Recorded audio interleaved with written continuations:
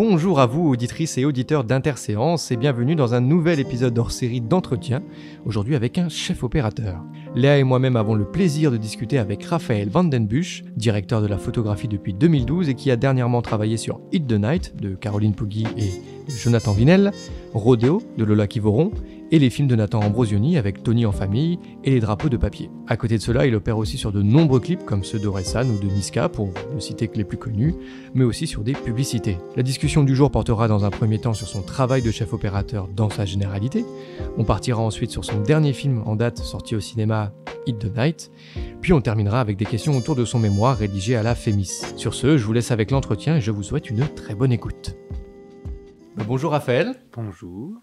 Bonjour Léa aussi. Bonjour Raphaël. Merci d'être présent aujourd'hui pour cet entretien autour de ton travail de chef opérateur. Je voulais commencer cette discussion autour de ta définition du métier de chef op. On l'entend souvent comme le responsable artistique et technique de l'image au cinéma, mais qu'en est-il de ta vision personnelle ? Est-ce que tu penses que l'on omet souvent des choses lorsqu'on parle de ce métier ? Merci à vous de m'accueillir ce samedi matin. Je suis très content en tout cas de parler de ça. Donc mon métier c'est directeur de la photographie. On parlera après peut-être, parce que c'est vrai que tu nommes chef opérateur, c'est vrai que les deux mots existent. C'est intéressant si tu précises peut-être la nuance, même si c'est plus ou moins la même chose. S'il y en a une, on verra ça tout à l'heure. Mon métier consiste en fait à accompagner la ou les metteurs en scène dans la mise en image de leur film. Et donc en fait, le métier est un peu différent en fonction de chaque collaboration avec chaque personne. Et ça varie à chaque fois. Mais concrètement, oui, je m'occupe de la partie tournage des films et la préparation de ce tournage, et je suis responsable de l'image, donc concrètement, je tiens la caméra et je m'occupe de la lumière. Et est-ce que le fait que tu tiennes la caméra, justement, c'est pas ce qui joue sur la nuance entre chef opérateur et directeur de la photographie ? Peut-être. Après, c'est des mots qui viennent... je suis pas spécialiste là-dessus, mais je pense que ça vient un peu du... Je pense que les deux ont toujours marché. Pourquoi directeur de la photographie ? Parce qu'on dirige la photographie. Pourquoi chef opérateur ? Parce qu'on est chef d'une équipe. Ouais. Et qu'on est opérateur, mais c'est vrai que... Et puis les Américains, eux, ils disent cinématographeur. Ouais, c'est vrai. Très franchement, il y a très peu de nuances, et pour moi, c'est le même métier, quoi. Enfin... Ensuite, de notre côté, avec Axel, donc, on s'est pas mal renseigné sur tes premiers travaux et des différentes casquettes que tu as pu avoir jusqu'à ton passage à la Fémis. Ouais. Est-ce que tu pourrais un petit peu nous partager ton parcours, puis ton évolution qui t'a amené aujourd'hui à être directeur de la photographie ? Très bien. Moi, je suis né dans un village en Vendée, sud de la Vendée, et le cinéma n'était pas là au début. Mais par contre, j'ai rencontré à l'âge de 16 ans, ma sœur, dans sa vie, a rencontré un monsieur qui aimait beaucoup le cinéma, surtout le cinéma des années 80, fin années 70, les films de Claude Chabrol, les films américains, Star Wars, Alien, Total Recall, ce cinéma-là. Et cet homme était absolument passionné par ce cinéma. Et moi, j'ai adoré cette passion, en tout cas. Donc, il avait un vidéoprojecteur, j'allais chez lui, on regardait les films. Et donc, de là est né un certain goût pour le cinéma. Et après, je suis allé vers d'autres films. Et à Nantes, il y a la classe préparatoire Ciné-Sup qui prépare les concours Fémis et Lumière. Et je me suis dit, peut-être que c'est pour moi. Et donc, j'ai fait cette classe prépa où j'ai rencontré des gens merveilleux qui sont mes amis maintenant. Et où on a parlé toujours avec beaucoup d'amour des films, de l'histoire de l'art. Et ça a été très fécond, en tout cas, pour faire naître ce désir de chef opérateur, puisque là-bas, tu choisis si tu as envie de te spécialiser déjà dans le son, dans l'image, le montage, la mise en scène. Et moi, très naturellement, je me suis dit que j'ai envie de faire ce métier-là, d'être... c'est marrant parce qu'il y a une batterie ici dans le studio, d'être un peu comme le batteur dans un groupe de musique, quoi. Tu donnes le rythme et tu es le second, quoi. T'es pas en avant, mais t'es là et c'est important d'être là. Et d'être le second, ouais. Et j'ai passé les concours Fémis de Lumière et j'ai choisi la Fémis... Tu as eu les deux, peut-être même. La première année, non. En fait, la première année, j'étais sur liste d'attente des 2 écoles. D'accord, ouais. J'étais 7e sur 6 à la Fémis et 18e sur 16 à l'Ulumière.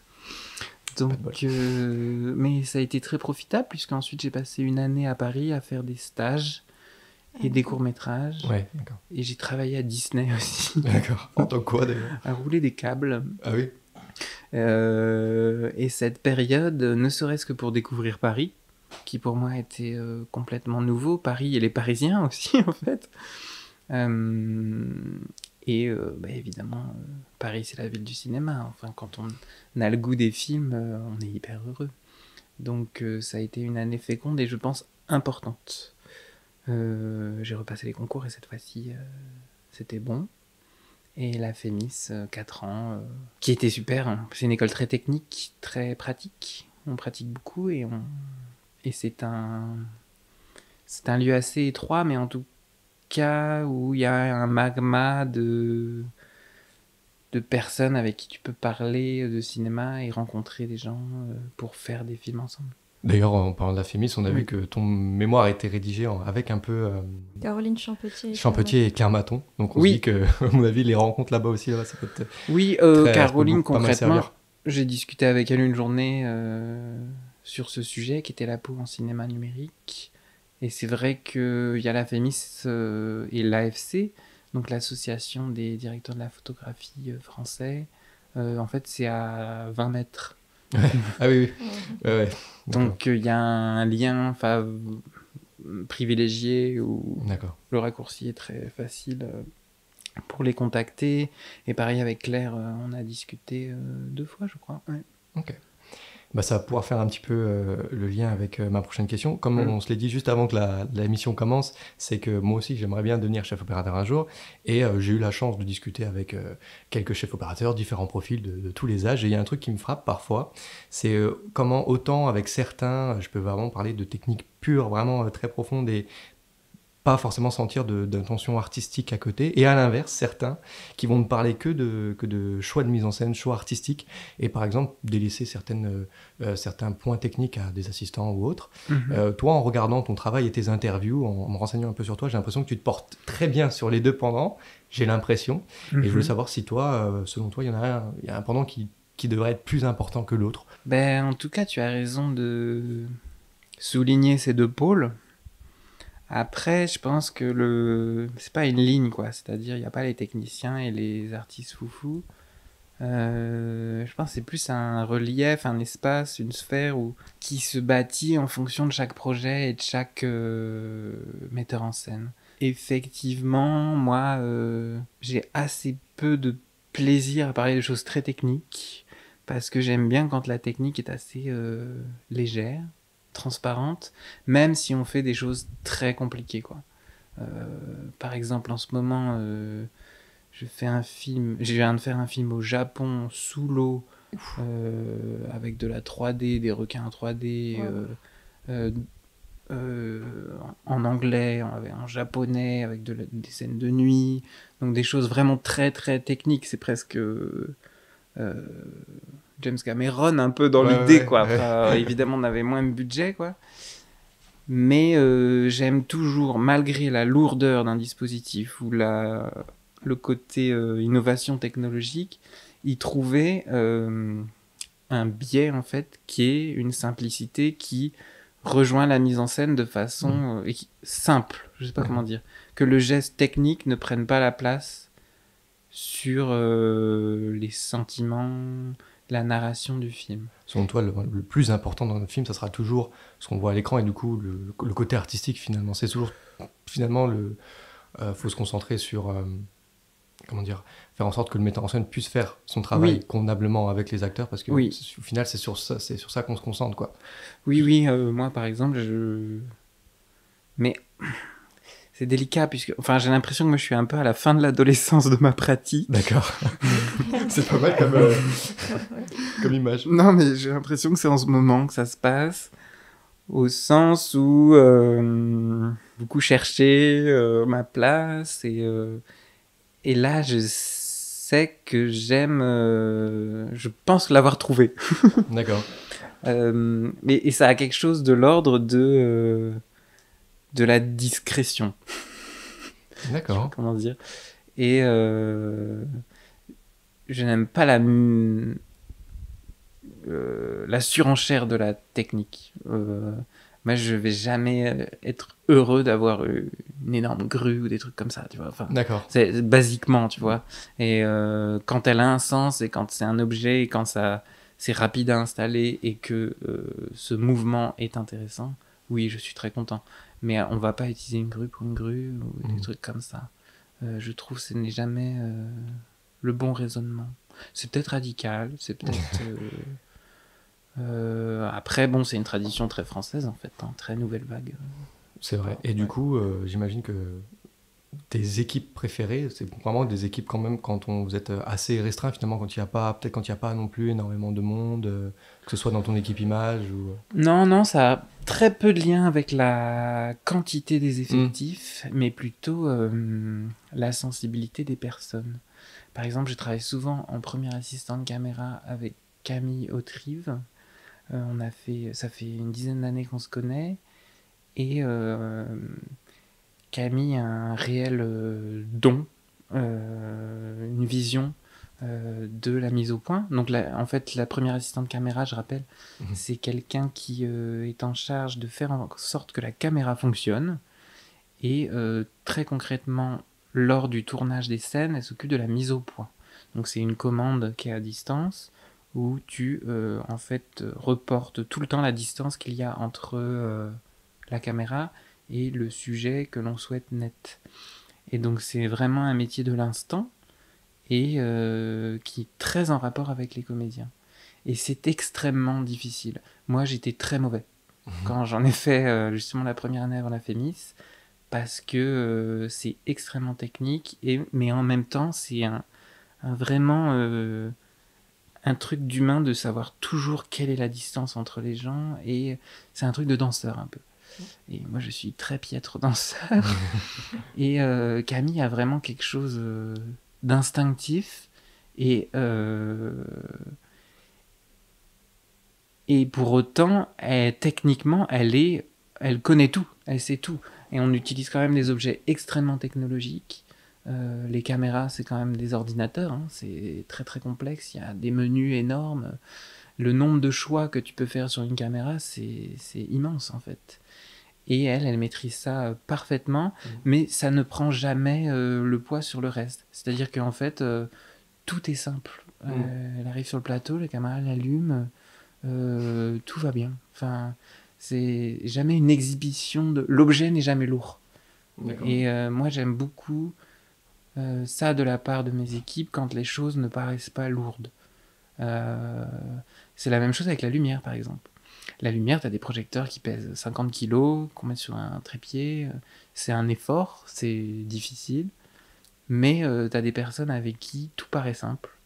Et d'autres avec qui tout paraît compliqué. Et c'est vraiment l'expérience, je pense, mais aussi une pratique instrumentale, en fait. T'as des gens qui sont à l'aise avec leur instrument et d'autres moins. Je sais pas, c'est peut-être nébuleux ce que je raconte. Non, mais j'espère que je dis pas n'importe quoi.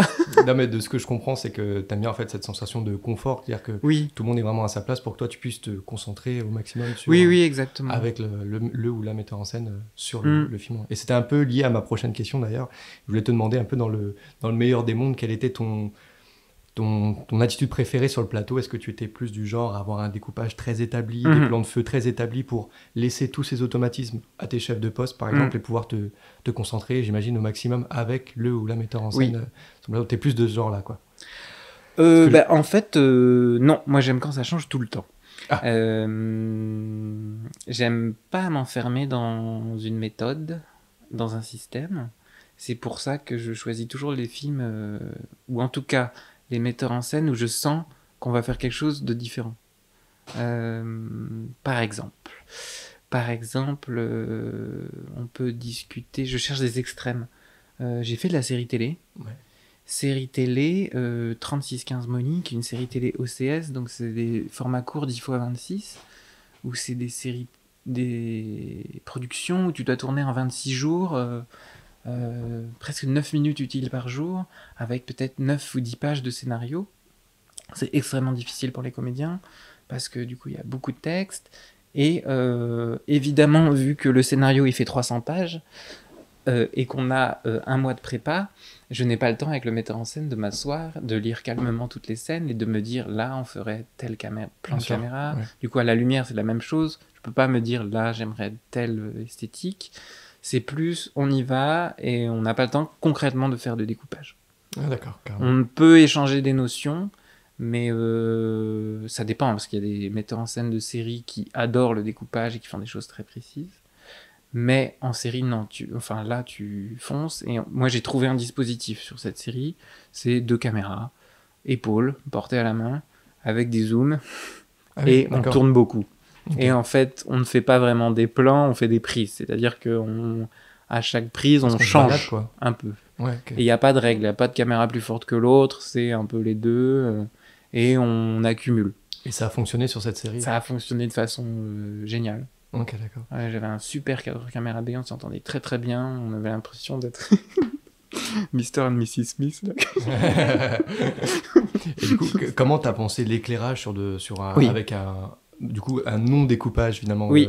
Tu t'es dit, je vais essayer d'éclairer tous les axes possibles d'une traite et vous restez dans le même axe et pour être sûr que la lumière joue bien? Je pense en espace, en lieu en fait, un peu comme un architecte. Et tout en anticipant un peu les positions des acteurs. Tu sais à peu près où ils seront quand même. Ouais, bien sûr, oui. Mais bon, c'est très libre. Et quand tes caméras épaules, quand même, tu peux toujours ajuster et tu te débrouilles avec une bonne direction de lumière. C'est un film d'époque, c'est les années 80, donc fin années 80, donc on peut y aller avec une esthétique forte, donc faire des grosses directions, et donc ça marche toujours bien.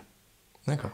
Mais c'est un exercice assez cérébral et j'avais la chance d'être accompagné de Paul à la lumière qui est quelqu'un avec qui j'ai fait des films pendant 7-8 ans et il me connaît bien et donc même à partir de quelques phrases en prépa on est très vite d'accord quoi. Donc Paul, pour préciser, qui est certainement ton chef électricien, ouais. Oui. Pas toujours, mais sur cette série-là, c'était lui. Et par exemple, d'une prise à l'autre, moi je suis dans l'effort de la caméra à épaule, qui est quelque chose quand même où à la fin, t'es essoufflé, tu es concentré sur les acteurs, sur le jeu d'acteurs. Donc la première chose que tu fais à la fin de la prise, tu essayes de te souvenir tout ce qui allait ou allait pas au jeu. T'en fais un débrief au metteur en scène, après à la script, après à l'assistant mise en scène pour comment on va dérouler la journée. Ensuite, peut-être aux assistants caméra si t'as remarqué des trucs après, et après à la lumière. Donc, t'as mentalisé pas mal de choses, mais Paul, lui, en fait, ce qui est génial avec lui, c'est qu'il me contredit. Non, mais c'est-à-dire qu'il comprend, parce que moi, il voit que je suis dans un état d'urgence, et il arrive à moi, du coup, je réfléchis à des choses pour améliorer, mais en fait, il comprend que ce que je lui dis n'est pas forcément ce qui est le mieux, il me contredit, et c'est parfait. Et même il anticipe. Et ça, c'est une relation qui est géniale. Ouais, voilà. Je sais pas si ça répond à la question. Attends, oui, on avait... Donc je parlais... Oh pardon, je t'ai interrompu. Non, y a pas de souci, vas-y. Donc ça, c'est le pôle où on est beaucoup plus freestyle. Ouais. Et donc c'est vraiment caméra à l'instant, quoi. À l'opposé de ça, par exemple, moi je travaille aussi en publicité. Et sur des films aussi comme ça, où là on storyboard tout, mais presque on fait des modèles 3D, avec des bonhommes... Des prévises, genre? Oui, des prévises qui parlent. Et là, sur le plateau, on reproduit. Ouais, mais même, t'as les focales dans le logiciel. Et c'est hyper stimulant. C'est hyper bien. C'est plus reposant. C'est un rapport assez différent. T'es beaucoup plus dans le dialogue. Dans le... comment dire, t'es moins dans l'instant, t'es plus de façon analytique. Ouais. Sur la chose, tu fais en sorte que ça marche, et parfois tu n'hésites pas à chercher autre chose si ça marche pas, quoi. Comment? J'ai pas entendu. Comment dire, parfois ça ne marche pas, et donc trouver autre chose. Et t'aimes autant ces deux pendant oui. Oui, c'est un rapport. Tu t'épanouis autant dans les deux, quoi. C'est presque deux métiers différents. Ah oui, carrément. Surtout en publicité où en plus c'est des relations différentes que tu as avec les images, et parce que tu vends une image. Ouais. C'est pas une image que tu accouches. Peut-être qu'il y a une relation aussi avec un client qui est déjà sur place. Oui, puis en général, ils sont une quinzaine. Ouais. D'accord. J'imagine bien. Mais c'est super parce que tu nous as déjà donné pas mal d'exemples de travaux Ouais. que tu as pu faire. Et en fait, une question qu'on voulait te poser, c'était quel était le plus gros défi, toi en tant que chef opérateur, que tu as déjà rencontré, que ce soit sur un long métrage ou un clip, Ouais. parce que tu fais aussi beaucoup de clips, sur une série. Oui. Peut-être que ce plus gros défi, c'était la série dont tu me parlais, ou peut-être ce dernier film dont tu m'as parlé au Japon, je ne sais pas. Oui, bah tout projet est en soi une sorte de défi, hein. Mais le défi, il est rarement technique, il est vraiment humain en fait. Il est vraiment la rencontre avec quelqu'un. Parce que moi je suis attiré par les metteurs en scène aux personnalités très fortes. J'aime les gens un peu fous. Parce que je sais que moi je sais accueillir ces gens-là. Enfin, D'accord. et par exemple, j'ai fait un court-métrage avec Nadav Lapid, cinéaste israélien, qui est extrême mais génial. Et c'était sublime, quoi. Non, sinon, clairement, le plus grand défi, pour répondre à ta question, à la fois technique, humaine et, et juste dans ma vie personnelle, c'est que je reviens du Japon où j'ai fait 6 mois avec une réalisatrice grecque, une coprode allemande, japonaise, roumaine, il y avait une espagnole, j'étais le seul français à Tokyo pour un film sur des sirènes, donc avec beaucoup de prises de vue sous-marines. La prise de vue sous-marine, c'est pas simple. Oui, comment tu travailles la lumière du coup Parce que il me semble que l'eau absorbe quelques couleurs et en plus, du coup, la propagation de la lumière est différente. C'est vrai que c'est hyper intéressant parce que plus tu vas profond, plus tout est bleu. Ouais. Donc, c'est par exemple des costumes rouges. Attends, j'ai du mal à réfléchir. Oui, des costumes rouges, au bout de 10 mètres, tu ne les vois plus. Oui. Donc, il faut plus réfléchir là-dessus. Concernant la lumière, très clairement, nous, c'était beaucoup des piscines et de la mer. La mer quand même aussi. Donc moi, je m'appuie toujours sur le réel. Donc une piscine, t'as une grande fenêtre, il faut l'amplifier un peu. Mais en général, ça marche très bien. Les piscines de nuit, mais c'est sublime. Okay. C'est très très beau. Non, le gros du travail là-bas, c'est la gestion des actrices, en fait. On avait... c'est un film où il y avait peut-être 20 jours de prise de vue sous-marine. Et non, le gros du travail, c'est la chorégraphie. Et la communication, déjà... En anglais, c'est pas facile. Parce que tu es le seul français sur le plateau. Ouais, avec des Grecs. En anglais, avec des Japonais, c'est impossible. Ça marche, c'est très délicat. Communiquer avec le Japon. Enfin, il y a un truc de communication avec les Japonais qui est pas simple. Et en plus, sous l'eau. Donc là, c'était clairement un défi. Et surtout que, bon, il y avait aussi... donc là, c'est un film grec tourné au Japon. Il sortira l'année prochaine, mais bon, là, on est en train de le teaser un peu. Et non, ma grosse difficulté, c'est que moi, on aura peut-être deviné depuis tout à l'heure, moi, j'aime bien être en discrétion. Ouais. Donc, par exemple, sur un plateau, j'aime bien qu'on m'entend pas trop. C'est-à-dire d'agir, même au talkie-walkie, je parle avec mes équipes au talkie-walkie, tu vois, comme ça, doucement, pour changer les choses. Et j'anticipe toujours, j'aime pas qu'on m'attende, des trucs comme ça. Là, au Japon, c'était très différent, puisque les Grecs... et les Japonais avaient du mal à communiquer. Et la réalisatrice, productrice, les Japonais, qui sont des hommes, étaient extrêmement misogynes. Et donc ne pouvaient pas concevoir de recevoir de consignes de la part de femmes. Ah oui, mais très nettement, très schématiquement, c'est exactement ça. Et donc, en fait, tout passait par moi. Homme, blanc, grand... tout passait par moi, mais tout. Donc j'ai un peu dû porter le film là-dessus. Et même les Japonais adorent l'autorité, donc j'ai parfois dû me retrouver être un peu colonel, quoi.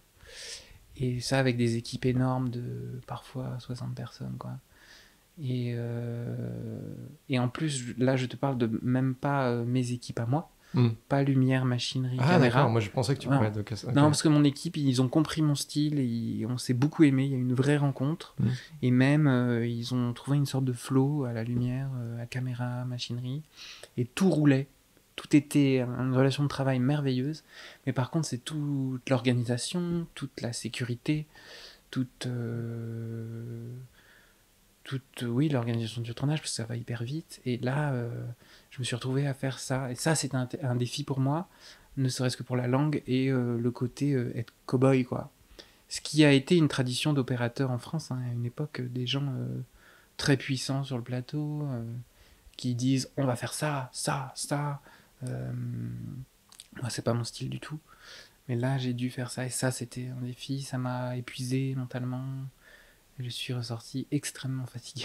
Beaucoup de vacances peut-être qui en ont suivi. Beaucoup de vacances, oui. Grand besoin de vacances qui a été parfait. Super. Bah, je vais revenir à une autre question d'ordre technique, mais je vais accélérer un petit peu parce qu'on a quand même encore quelques questions après. Cette fois-ci, sur la caméra en elle-même, j'ai regardé du coup tous tes travaux, j'ai fait les IMDb, voir avec quoi tu tournais, et j'ai pas trouvé de pattern très précis d'une marque de caméra ou d'une caméra précisément à laquelle tu reviendrais souvent. Alors j'en profite pour te demander, est-ce qu'il y en a une, je lance le débat, est-ce qu'il y en a une que tu préfères? Non, pas du tout. Ça dépend de chaque film, chaque projet. Et j'aime bien, comment dire, que le choix se fasse pas, en fait. Que la question du choix se pose pas vraiment, qu'il y ait une sorte d'évidence. Eat the Night, par exemple, on l'a tourné en RED. Pourquoi la RED? Déjà, le film a peu d'argent. Les RED sont moins chers. C'est ça. Donc là, on avait 2 caméras. Il y avait une RED Gemini. Donc un modèle un peu ancien. Oui, et la Gemini, c'est un peu la petite sœur déjà. Et la RED plus, Komodo, qui est le nouveau-né, quoi. Ouais, qui est vraiment encore plus petite. Oui, et non, il y avait une raison toute bête, c'est que notre premier court-métrage avec Jonathan et Caroline, il y a 10 ans, on l'avait fait en RED Scarlett, à l'époque. Et donc, on a déjà une sorte de sympathie pour les RED. D'accord. Et qu'on adore les lunettes Oakley. En fait, les RED, elles ont été fabriquées au départ par un fabricant de lunettes.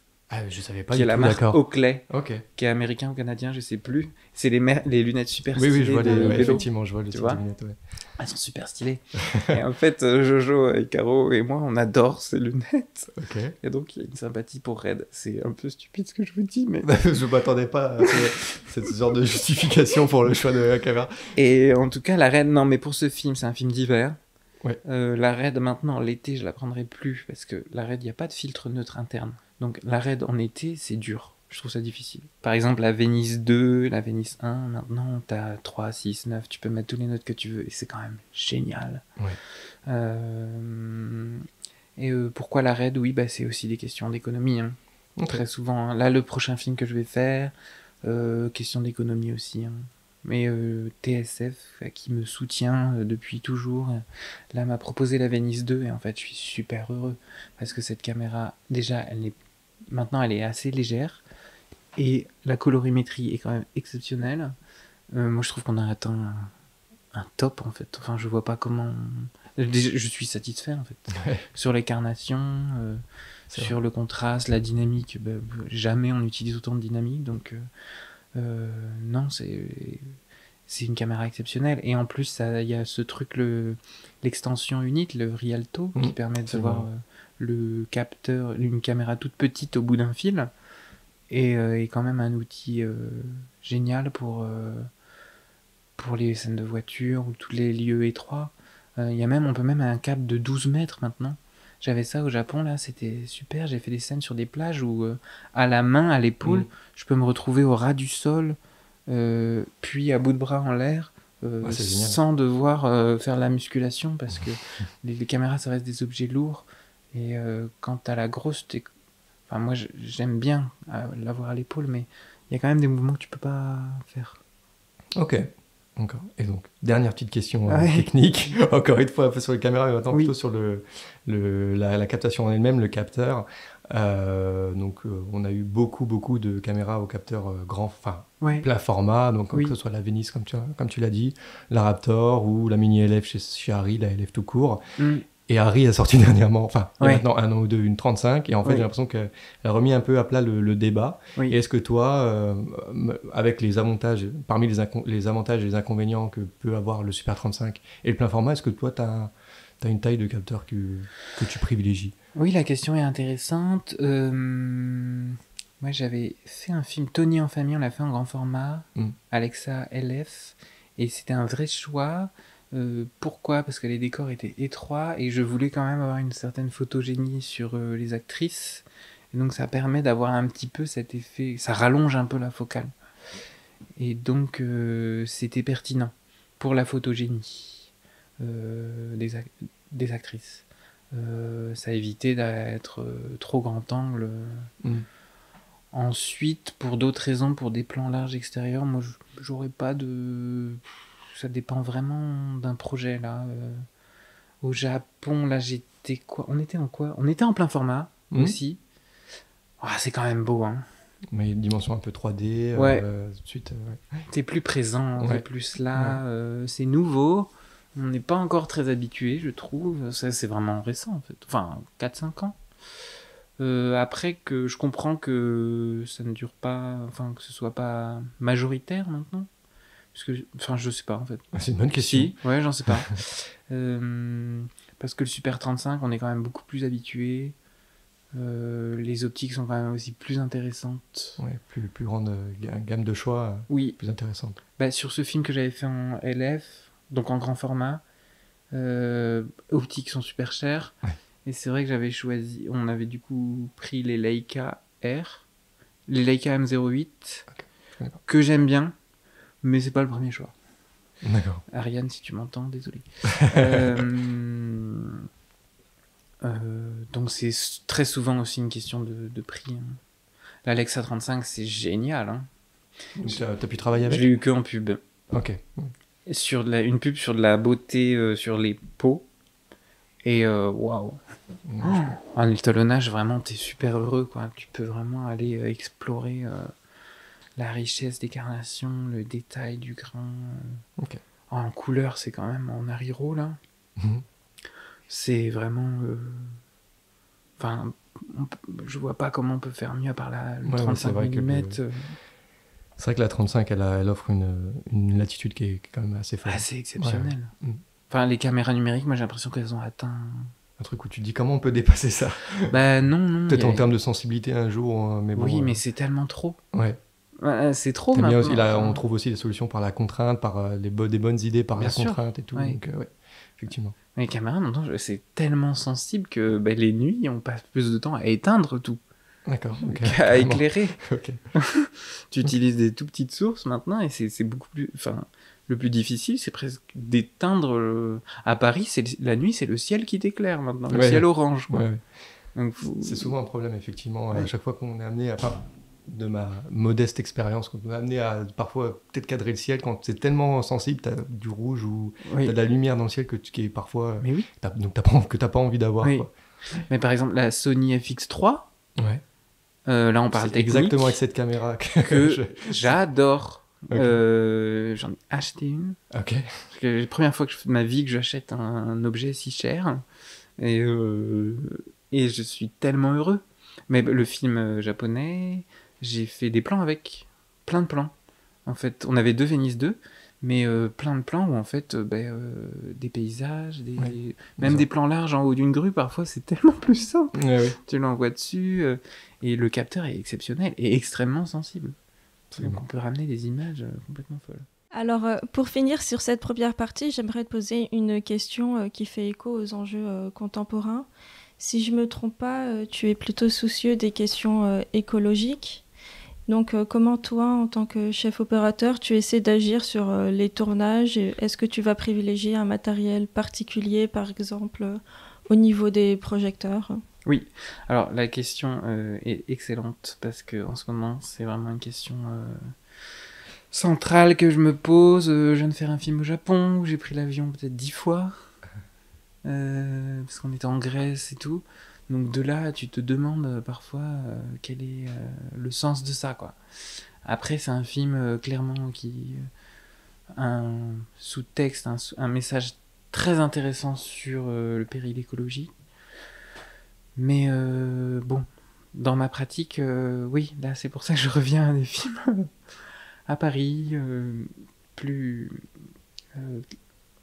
plus soucieux de l'écologie, clairement. Après, à mon poste, non, les projecteurs c'est une chose, déjà on en utilise moins. Moi j'éclaire très peu. Par exemple, le prochain film, là, j'apprends que des Astera. C'est des tubes là.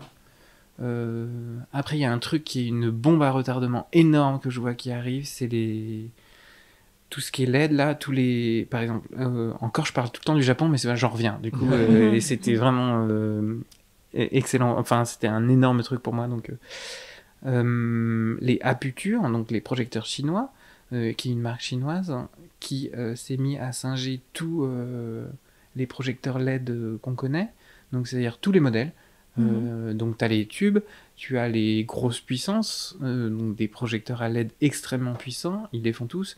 Tu as aussi des projecteurs qu'on peut mettre un peu partout, ce qu'on appelle les carpettes, enfin des trucs mous, des carrés que tu peux coller un peu partout, ça ils le font aussi. Des tapis LED comme Oui, des tapis, ouais, que maintenant on peut éclairer avec des tapis, éclairer de toutes les tailles, mais aussi toutes les choses miniatures, et aussi la révolution à LED, ça a été les Sky Panels de Harry, qui sont des projecteurs à LED de 30 par 60 cm, qui permettent de changer la couleur, la lumière, c'est asservi par iPad, tu peux tout faire.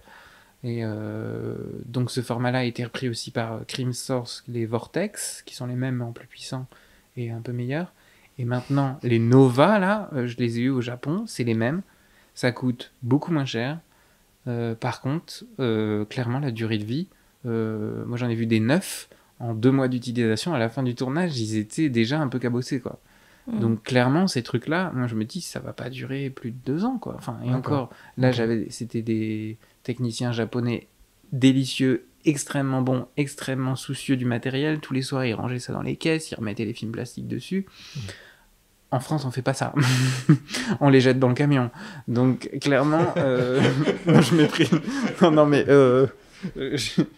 voilà, le matériel, ces choses-là, j'ai l'impression que ça va pas durer longtemps, ça va finir dans des déchetteries, parce que tu ne peux pas recycler ces trucs-là. Enfin, j'en sais rien, mais c'est tellement des objets complexes, c'est comme les iPhones.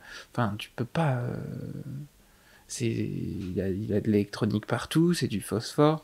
Ces trucs-là, vraiment, ça va finir dans des poubelles, je sais pas où, et c'est assez inquiétant, je trouve. Certes, la consommation électrique a baissé, mais tu trouves qu'on n'y est pas gagnant au final, peut-être? J'en sais rien, je sais pas. Oui, la puissance électrique, c'est bien de ne pas avoir de groupe électrogène, pas trop tirer.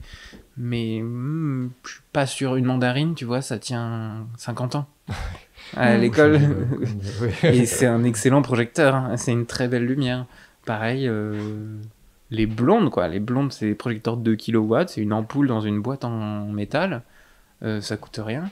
Et c'est increvable. Tu peux même les mettre dans l'eau. On se retrouve à l'école avec Tanguy, là. On entend parler de mandarine et de blonde. Mais c'est des super outils. Ouais. Mais ça prend un peu de puissance lumineuse, effectivement. Donc, moi, maintenant, il faut trouver un équilibre. Ce qui me rassure, c'est que maintenant, on peut éclairer moins. Avoir moins de choses. Donc, des plus petits camions, des plus petits objets. Et parce que les caméras sont plus sensibles. Ça, c'est intéressant. Ok, merci beaucoup. Là, on va passer à la deuxième partie, donc ton travail sur Hit the Night. Ouais. Et d'abord, je vais faire un résumé du film pour ceux qui nous écoutent. Donc le résumé, c'est que Pablo et sa sœur Apolline s'évadent de leur quotidien en jouant à Dark Noon, un jeu vidéo qui les a vus grandir. Un jour, Pablo rencontre Night, qui l'initie à ses petits trafics et s'éloigne de sa sœur. Alors que la fin du jeu s'annonce, les 2 garçons provoquent la colère d'une bande rivale. Alors, le film a été réalisé, Raphaël, par Caroline Poggi et Jonathan Vinel, avec qui, comme tu le disais tout à l'heure, tu avais fait la lumière d'un court-métrage qui s'intitule « Tant qu'il nous reste des fusils à pompe ». Et moi, ma première question sur ce film, c'est que on a constaté que les codes du cinéma sont bousculés dans ce film. Les réalisateurs eux-mêmes le décrivent comme un film hybride. Donc à plusieurs genres, terme qui dernièrement a aussi été employé pour parler de Emilia Pérez de Jacques Audiard. Comment toi, est-ce que ça a affecté ton travail à la mise en scène et surtout ton travail à la lumière, cette question-là? Merci pour le résumé, il est très bien. Oui, tu as raison, l'hybridation était au cœur du projet. Moi, ce que j'adore dans le film, c'est les images du jeu vidéo, qui sont exceptionnelles. Enfin, on n'a jamais vu ça. Enfin, je trouve. Après, moi, j'y ai pas du tout participé. Mais vraiment pas du tout. Et c'est intéressant aussi. Tu vois, j'ai rencontré le jeu vidéo à l'étalonnage. On a retouché un tout petit peu, mais c'est tout. On fait juste des ajustements du film. Que dire Non, Jonathan et Caroline, en fait, on a parlé surtout d'un dispositif, encore une fois, où ils tenaient à quelque chose d'assez léger, libre et naturaliste, entre guillemets. Le film est assez simple à l'image. Même il nous est arrivé parfois d'éclairer des intérieurs avec une ampoule au plafond, quoi. Et moi, je trouve ça très beau, très concret, très réaliste. Jonathan et Caroline, eux, on travaille beaucoup en amont. Ils préparent beaucoup leurs films. C'est-à-dire que tous les plans sont pris en photo avant, en prépa, avec nos iPhones, quoi. Par Jonathan, par Caroline, par moi. Et comme ça, on a vraiment une longue maturation du projet de film. Et puis ça crée des souvenirs aussi, parce qu'on voit nos têtes sur les images. Et donc moi, à la lumière, concrètement, je sais déjà les plans. Donc je sais déjà à peu près ce que je vais faire de façon assez simple. Toujours s'inspirer du réel. Aller un peu vers la couleur. C'est-à-dire que le film est assez coloré. Les images sont assez vives. Et on avait tout un pool de références. Mais qui sont pas des références plan par plan. Enfin, on va pas se dire on veut faire ça, on veut copier. Non, c'est plutôt un dossier Dropbox de plein d'images qui nous plaisent. Comme quoi, par exemple Comme quoi Alors, moi j'aime bien dans ces films-là, c'est-à-dire avoir une galerie d'images et d'en retenir une ou deux qui me sert de jalon et qui porte un peu toutes les autres. Là, on a parlé essentiellement d'un photographe qui se nomme Tobias Zeloni, qui a fait des photos de nuit en argentique, une bonne partie à Naples, et c'est assez granuleux, c'est des oranges assez profonds, mystérieux, tu sens l'épaisseur de la nuit, et t'as l'impression qu'il y a du grain, mais il n'y en a pas vraiment, c'est très opaque. Je sais pas si c'est clair ce que je raconte, faudrait voir les images. Ouais. Et concrètement, on a repris la couleur de ces images. Bah, l'étalonnage, on a essayé de presque d'avoir la même, quoi. Parce que on sait que on se rejoignait là-dessus. Et j'aime bien ça, moi, aller dans la librairie à côté de chez moi, en général. Pour chaque film, j'ai un petit budget pour avoir des guides comme ça. Et Jo et Caro ont une culture visuelle immense. Enfin, ils sont très au fait de tout, du coup ils sont très très précis, donc c'est assez facile. C'est très facile de travailler avec eux pour ça. Parce qu'on sait où on va, et surtout, parfois quand c'est pas juste, ils le savent aussi, très vite. Donc c'est très fluide et ça marche bien. Là où je suis content aussi dans le film, c'est qu'on a fait de la caméra à épaule, un peu. Et ce qui j'ai senti que c'était pas nouveau pour eux, mais un geste assez fort, et qu'on a pris plaisir à le faire, et que je le retrouve dans les plans, dans le montage, et c'était bien, c'est agréable.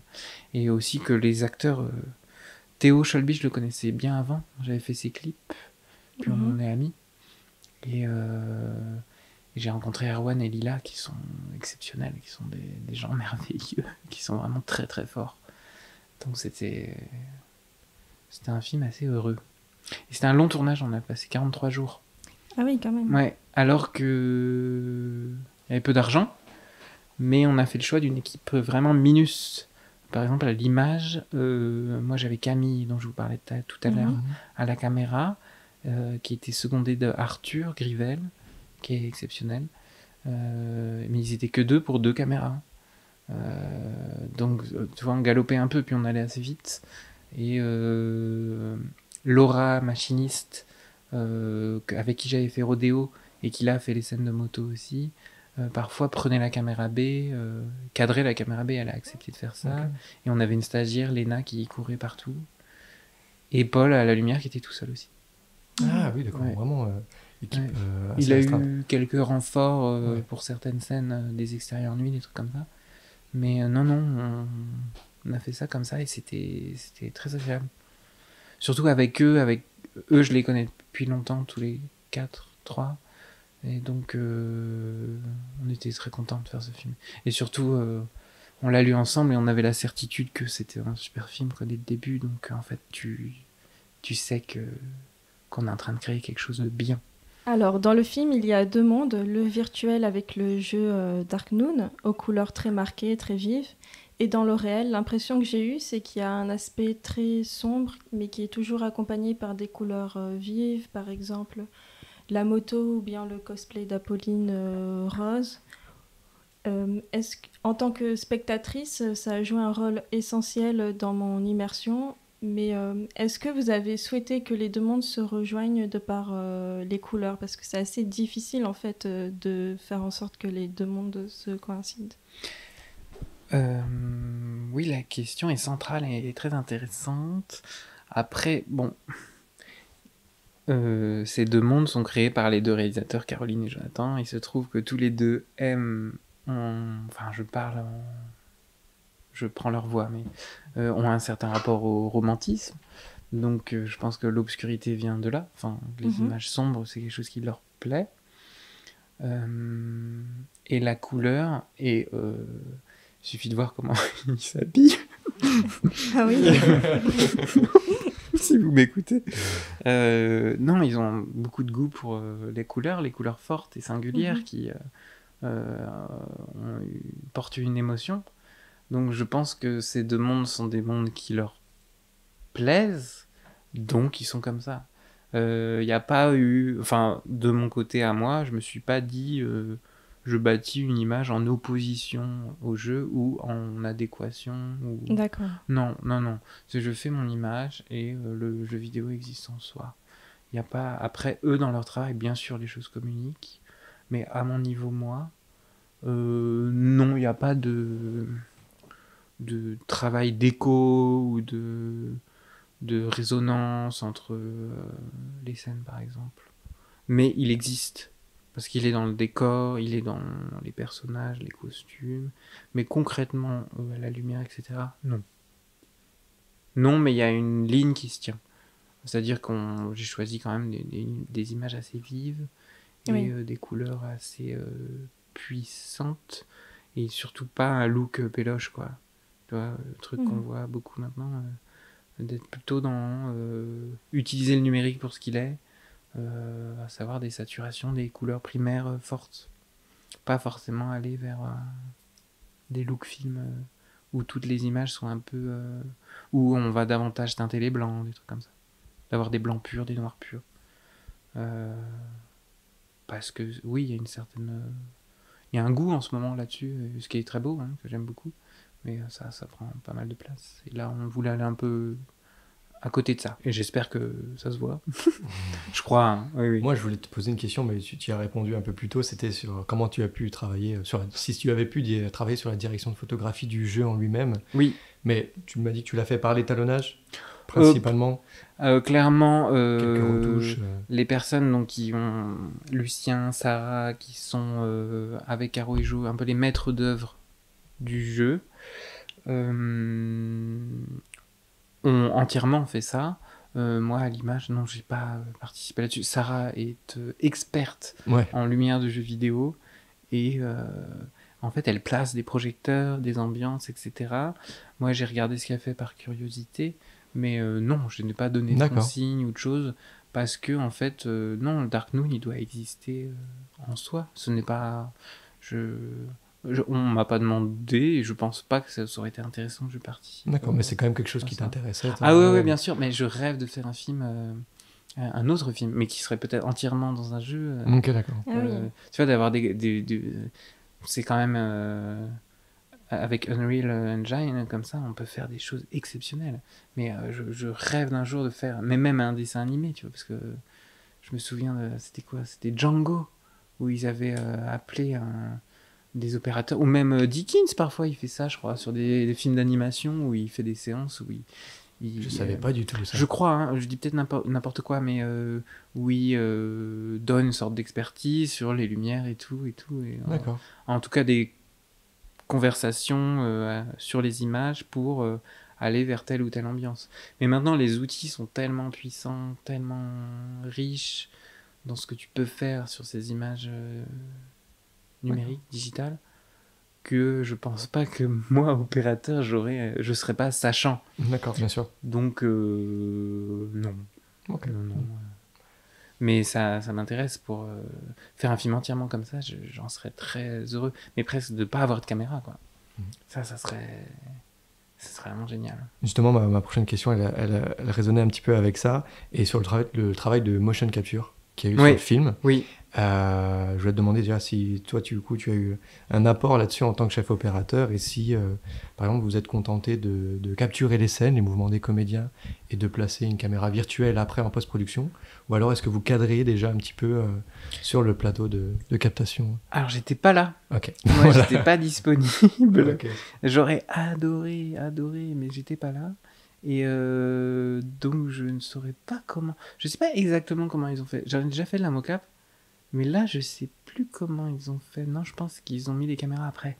Ok, d'accord. Ouais. Okay. Ils ont vraiment capté toute Mais la scène, tout le mouvement. Et peut-être que je dis n'importe quoi. qu'on ne pose pas la question à la bonne personne. Ouais. C'est une technique assez simple, en fait. Hein. La mocap... Enfin, dans le concept. Parce que moi, dans certains documentaires que j'ai vus de mocap, Oui. les plus connus, quand tu regardes les Spielberg sur Ready Player Ouais. One, en fait, bien qu'il capte vraiment tout le mouvement, il est avec une caméra, Ouais. une sorte de caméra, je sais oui. pas comment on pourrait dire, mais C'est sur fou. le plateau de mocap, et il cadre déjà en direct. Et tu Donc, vois c'est pour Spielberg qui fait des Ouais, oui, mouvements et exactement. tout, c'est génial. C'est génial. Ouais. Là, je ne saurais pas te répondre. A priori, je ne sais pas. Ouais, bah, on regardera sur Je Internet, peux- on je peux trouvera leur, bien. Je peux leur demander. A priori, c'est quand même intéressant de le faire. Ça doit être hyper intéressant. Ouais. Oui, mais vu qu'on est dans des plans assez posés, je sais pas. Une dernière question Oui. pour finir cette partie. C'est le plus gros défi que tu as eu à faire sur ce film-là. Est-ce que c'était des scènes à moto ou des lumières plus naturelles ou des scènes de cascade? Bonne question. Le gros défi, c'était peut-être le temps, l'endurance du film, parce que 2 mois en hiver, au Havre, il fait super froid. Et La météo, Ouais, alors, c'est vrai ok, qu'il fait d'accord. froid là-bas. il fait super froid, mais moi je croyais que j'ai fait des films dans la neige, j'ai fait des trucs vraiment hardcore dans le froid. Et là, du coup, je m'étais dit, waouh, ça va aller. Mais en fait, là-bas, il fait froid et humide, et t'es dans les courants d'air. Et c'est dur. Hein. C'est dur. Puis avec la raide, elle est tactile, du coup, tu enlèves tes gants. Et c'est... Non, le défi, il est plutôt là. Tenir la durée. Le défi aussi, il est à l'égard de moi-même. Parce que, enfin, comment dire, moi, Joe et Caro, je les adore. C'est des amis qui me sont chers. Et aussi, comment dire, je leur dois beaucoup. Puisque le court-métrage qu'on a fait il y a 10 ans, Tant qu'il nous reste des fusils à pompe, ce film-là, moi, il m'a porté. Enfin, c'est un film qui m'a, entre guillemets, représenté pour beaucoup de projets ensuite. C'est-à-dire, concrètement, beaucoup de gens m'appelaient ensuite « Oh, j'ai vu que tu as fait ce film-là, est-ce que tu voudrais qu'on travaille ensemble parce que j'aime bien ton rapport ?» Enfin, il y avait quelque chose de singulier dans l'image de ce film et ça m'a aidé. Donc, le défi, s'il existe, c'était pour moi d'être à la hauteur de Jonathan et Caroline, que pour moi, j'estime beaucoup parce que j'adore leur travail, vraiment. Et j'adore qui ils sont aussi. C'est un couple aussi, pour moi, je trouve ça admirable d'arriver à travailler comme... Enfin, travailler ensemble à deux comme ça, c'est admirable, je trouve. C'est vraiment très... Et c'est beau, en fait. Et que je les trouve drôles aussi. Donc, s'il y a un défi, c'était ça, d'être à la hauteur de ça. Puis aussi, autour d'eux gravitent des gens que je respecte beaucoup et que j'adore. Lucas, l'ingénieur du son, une personne admirable. Caroline, assistante mise en scène, qui a un courage exceptionnel. La décoratrice Margot, je connais depuis longtemps, que je trouve qui a un goût exquis. Donc, s'il y a un défi, c'était ça, c'était d'être à la hauteur de ces gens-là. C'est intéressant de notifier, Léa, qu'on a beaucoup orienté des questions de défi sur des points de vue peut-être techniques. alors qu'en fait, on se rend compte que c'est vraiment très tu as une vision plus humaine de la chose. En fait, à chaque fois, le défi est souvent un peu plus humain qu'autre chose.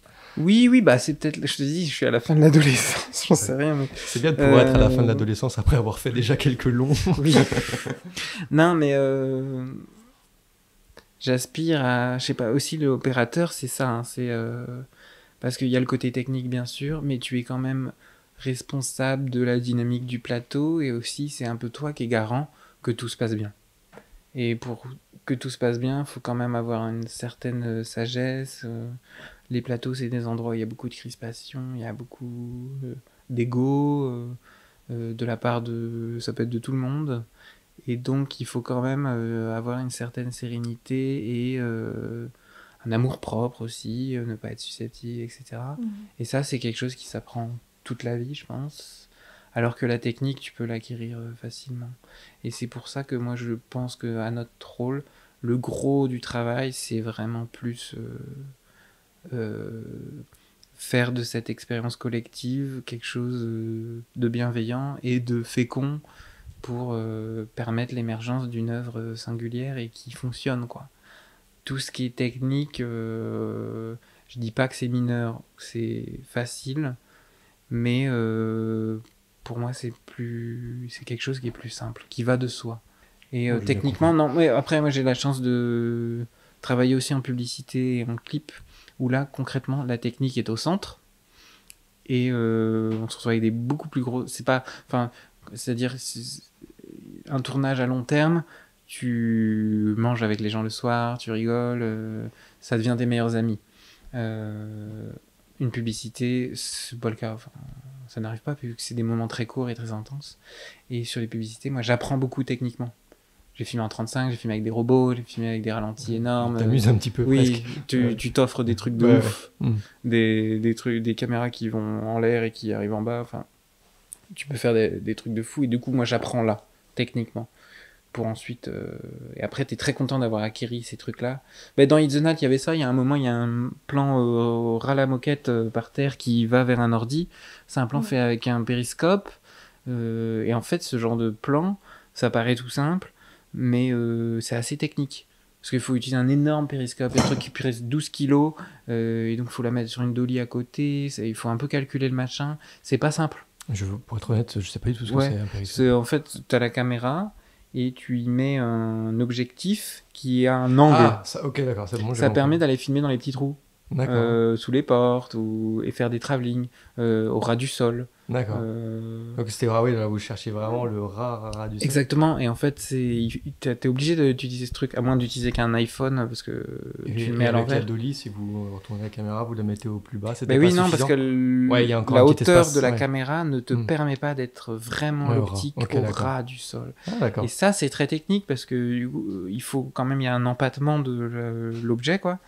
Et donc, c'est pas évident de viser le centre aussi, de partir au bon endroit, c'est assez dur. Alors, on va peut-être quitter un petit peu la technique pour parler de ton mémoire que tu as écrit à la FEMIS.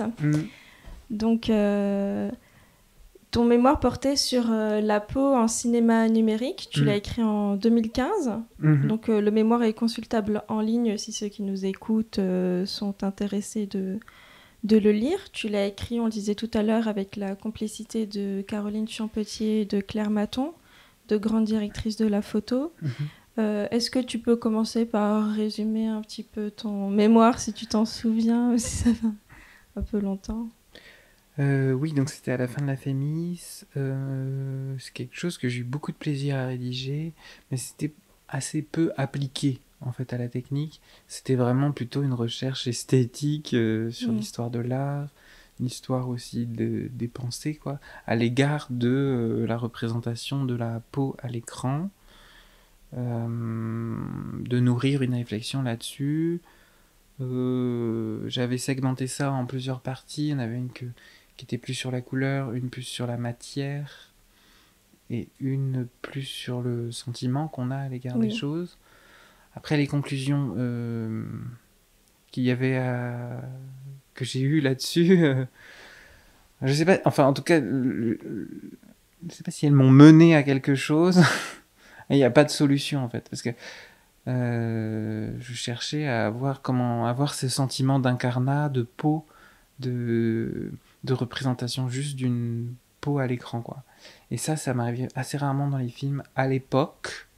Mais maintenant, quand même, je trouve qu'il y a très souvent, je suis quand même assez content de ce que je vois, quoi. Il y a quand même des films, ça marche bien, quoi. Où t'as l'impression que la personne est là, quoi. Il y a une justesse sur la texture, sur la couleur, sur le rendu de peau. Et je pense que c'est vraiment grâce aux caméras qui profitent maintenant de processeurs plus rapides, du coup, qui peuvent calculer plus de couleurs. Et surtout, tous ces outils géniaux qu'il y a en post-prod maintenant, où tu peux ajouter de la matière et pas que du grain.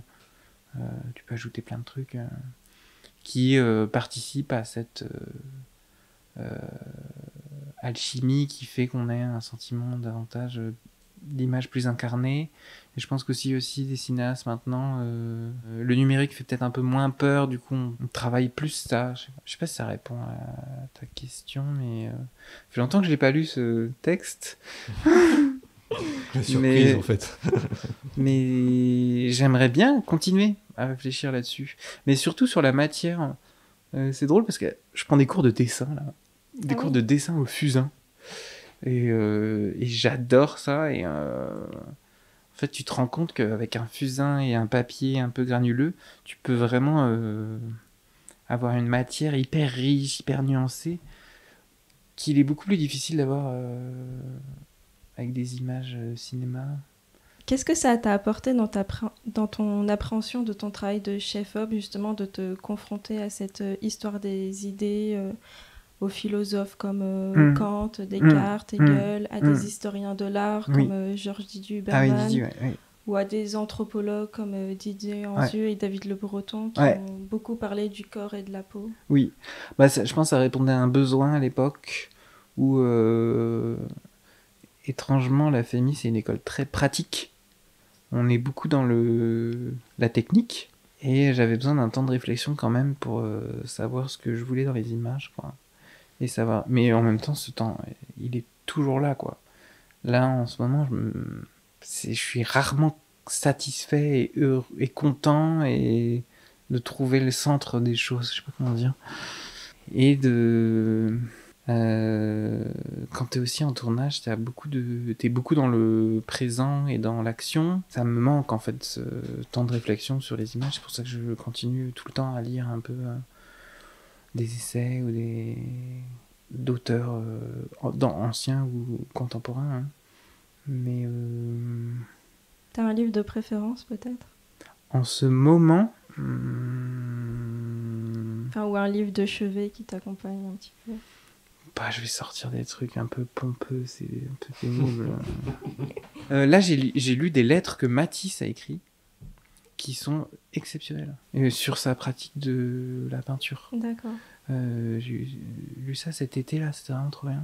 Je connais le musée Matisse à Nice, mais je connais pas les lettres. Ah, il y a un musée Matisse à Nice, je savais pas. Ouais. Non, il a écrit des lettres, alors je sais pas à qui, à une dame, et à un monsieur, je sais plus quoi.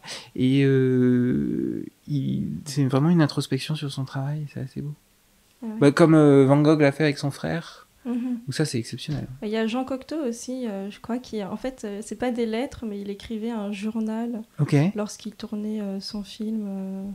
Je sais plus lequel c'était. Ok, d'accord. Et c'est hyper intéressant parce qu'il revient sur son scénario, sur les conditions de tournage aussi. Ok. Trop bien, mais attends, je vais noter. Oui, puis en parallèle, moi, j'essaye d'écrire en ce moment des trucs, mais pas pour le scénario. Et donc, j'ai ce besoin d'être nourri. Puis ça s'infuse toujours dans ce que tu filmes après. Le rapport à la beauté, quoi.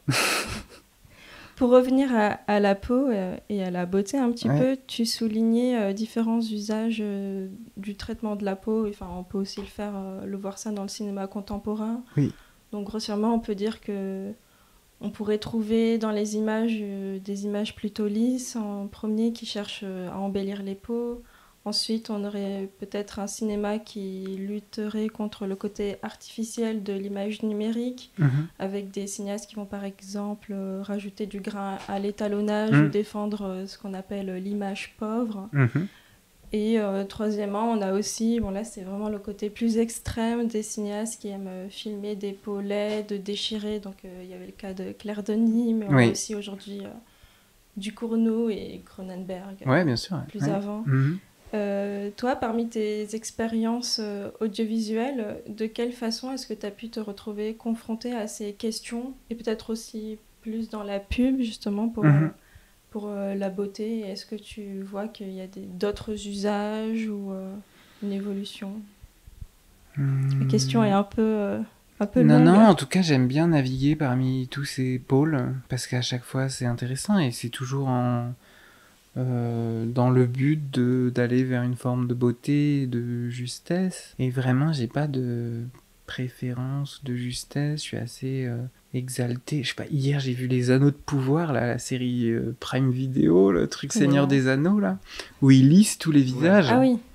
J'ai même pas vu ne serait-ce qu'un épisode, et il y a un truc que je retiens, c'est ça. C'est juste en ayant vu quelques images sur les réseaux sociaux, c'est le lissage énorme.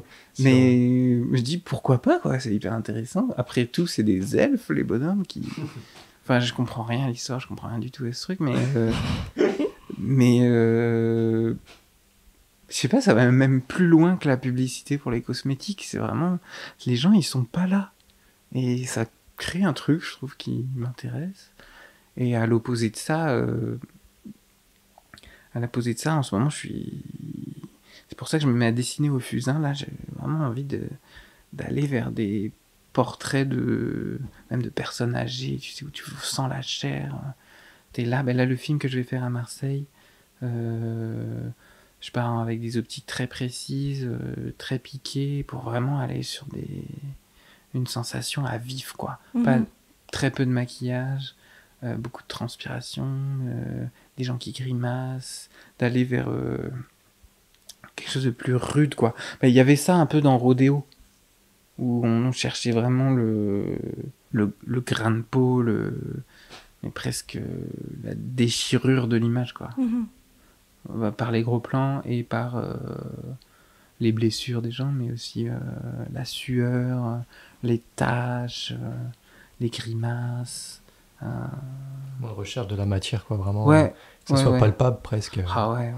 Mais ça, il y a des films magnifiques. Là. J'ai pas vu le film, mais des images que j'ai vues, que ce soit les bandes annonces au cinéma ou autre, ça c'est vrai, on le ressentait beaucoup. Que ce soit même la transpiration en matière sur les peaux.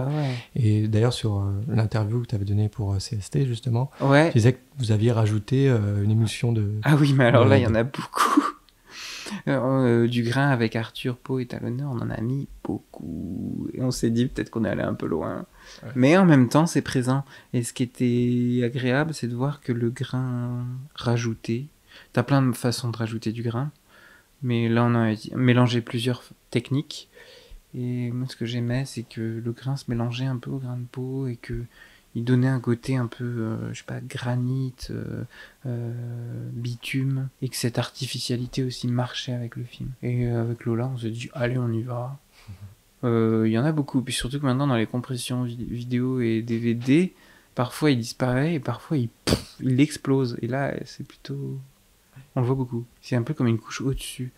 Pourquoi pas, c'est intéressant. Et on est sur la fin. J'ai une dernière petite question en ouverture pour terminer.